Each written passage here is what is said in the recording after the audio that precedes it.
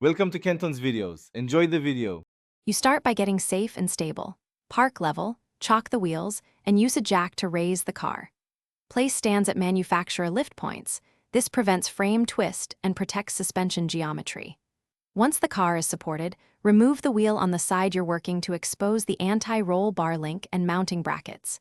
Use penetrating oil on rusted bolts now, because breaking them free later saves time and reduces risk of rounding fasteners. You next remove the end links. Support the control arm with a small jack so the suspension doesn't fall when the link comes free. Loosen and remove nuts on both ends of the link. If threads spin, use an Allen key or backup wrench. Once links are off, unbolt the mounting brackets that clamp the bar to the subframe and carefully lower the anti-roll bar.